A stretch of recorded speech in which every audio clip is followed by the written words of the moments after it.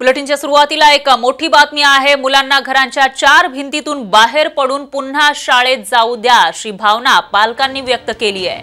शिक्षण विभागाने केलेल्या सर्वेक्षणामध्ये 81.12% पालकांनी मुलांना शाळेत पाठवायला तयार असल्याचं म्हटलंय। कोरोनाच्या प्रादुर्भावामुळे मुलांचं ऑनलाईन शिक्षण सुरू आहे। ज्या गावांमध्ये कोरोना नाही त्या ठिकाणी 15 जुलैपासून 8वी ते 12वीचे वर्ग सुरू करण्याचा निर्णय घेण्यात आला होता। त्याच पार्श्वभूमीवर इतर वर्ग सुरू करण्यासाठी सर्वेक्षण करण्यात आलं। राज्य शैक्षणिक संशोधन आणि शिक्षण परिषदेने हे सर्वेक्षण केलंय। त्यामुळे आता शाळा सुरू होणार का हा खरा सवाल आहे।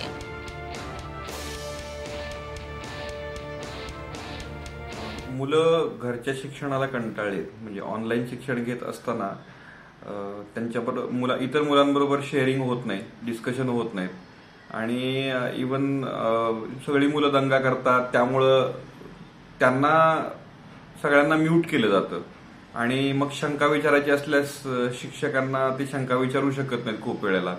दुसरी गोष्ट, ती कंटाळली आहेत, घरात बसून कंटाळली आहेत। वरती शिकणं म्हणजे खूप कंटाळवाणं झालंय ते।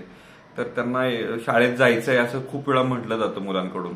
तर मुलांना शाळेत जायला हरकत नाही, शाळा सुरू व्हायला पाहिजे। गेले 2 वर्ष मुलं घरी आहेत आणि त्याचा निश्चितच परिणाम त्यांच्या मानसिकतेवर होत आहे। क्लासेस असो किंवा एक्स्ट्रा करिक्युलर ऍक्टिव्हिटीज असो, ह्या सगळ्याचे क्लासेस पण आता ऑनलाईन झालेले आहेत। तर साधारण 5 ते 6 तास मुलं ऑन एन ऍव्हरेज स्क्रीन टाइमवर आहेत। तर त्याच्यामुळे मानसिकतेवर खूप बदल होत आहे। तसंही ऐकण्यात येत आहे की 3rd वेव्ह येणार आहे आणि जी लहान मुलांना घातक आहे। आणि जर शाळा सुरू होणार असेल ह्या दोघांचाही समतोल साधून तर नक्कीच शाळा सुरू करावी।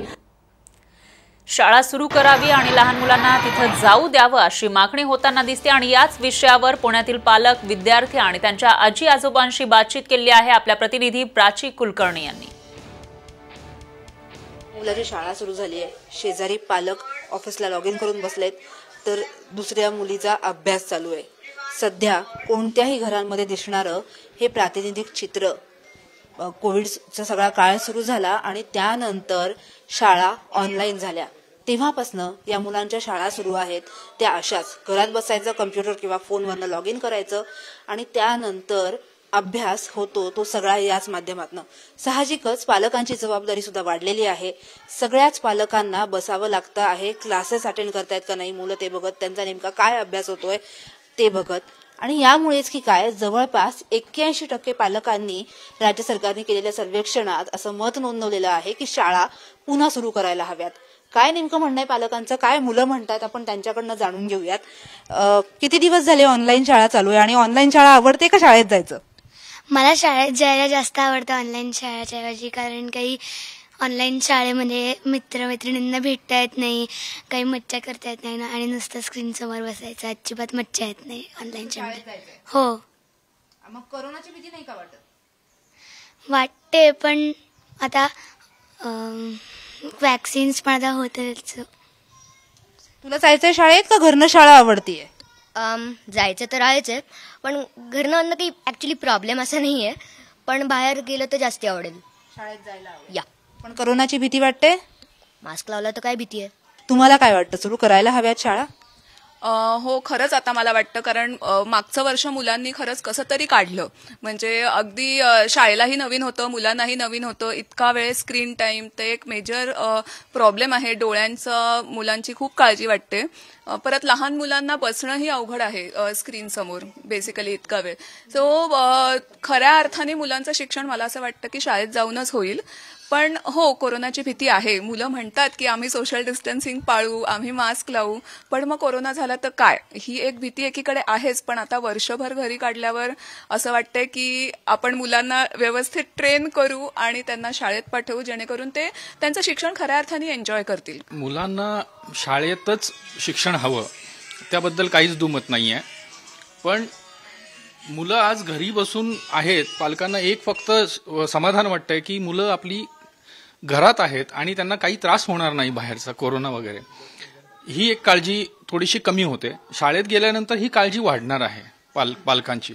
एकीकडे पालकांना तर काम लागलेलंच आहे, पण अनेक घरांमध्ये वर्किंग पेरेंट्स जिथे आहेत तिथे आजी आजोबांना सुद्धा ही शाळेकडे सगळं लक्ष द्यावं लागतंय. मुलांना आता शाळेत पाठवायला हवं असा एक सूर उमटतोय. तुमचं काय म्हणणं आहे?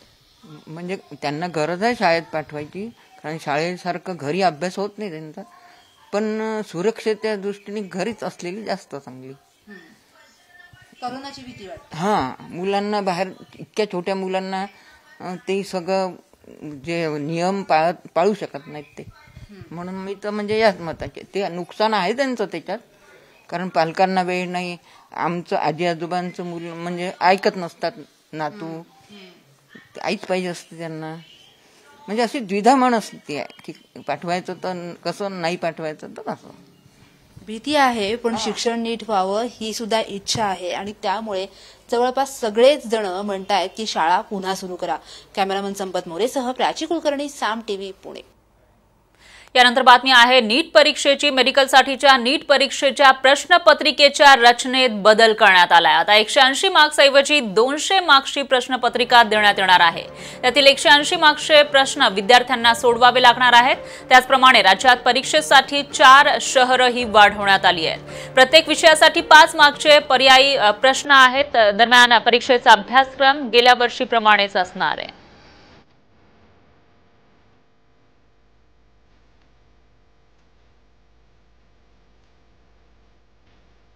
तर नीटची परीक्षा जाहीर करण्यात आली आहे. 11 सप्टेंबरला ही परीक्षा होणार आहे. मात्र या परीक्षेचे जे स्वरूप आहे ते आता जाहीर करण्यात आलं आहे. 200 मार्क्सची ही परीक्षा असणार आहे.